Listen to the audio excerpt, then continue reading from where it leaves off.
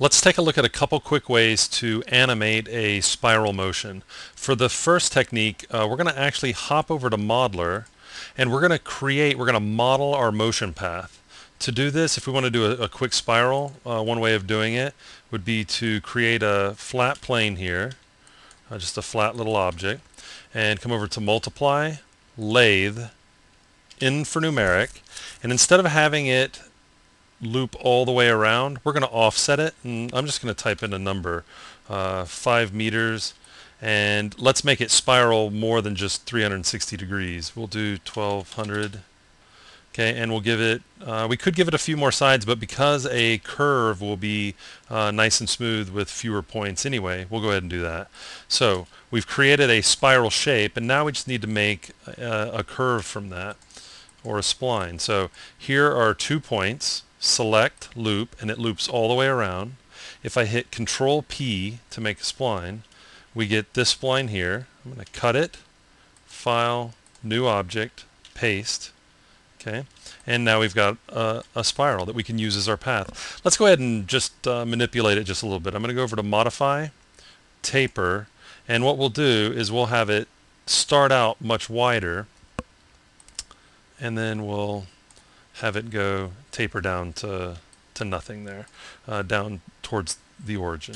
Okay, so we want to use this as our motion path. No problem. We'll go over to File, Export, Path to Motion, and we'll say Spiral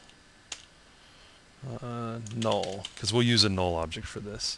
Okay, so Spiral Null Motion, save. We'll come over to Layout. Let's add a null object, and we'll call this object, for lack of a better name.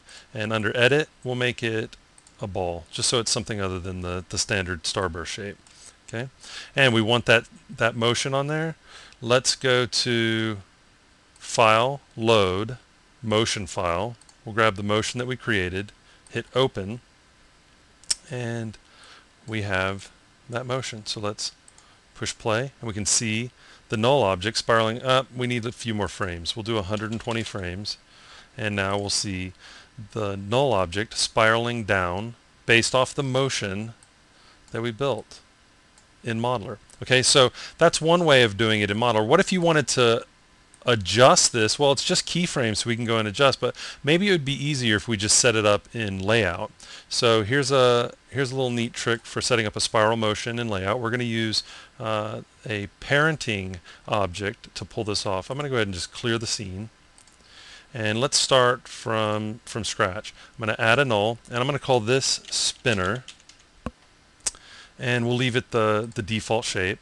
And then let's add another null, and we'll call this object, just so we use the same naming convention that we did last time, and we'll make this a ball. With the object still selected, M for motion options, and we're going to parent that to the spinner. Okay, and let's say 120 frames like we did last time. And on frame 120, we're going to grab the spinner object, Y for rotate, come over here, and let's do 1200, just like we did in Modeler. Okay, so 1200, and then let's select the we're going to select the object, and let's move it. So on frame 120, let's move this out. Okay, and it's already creating that spiral, and let's move it up.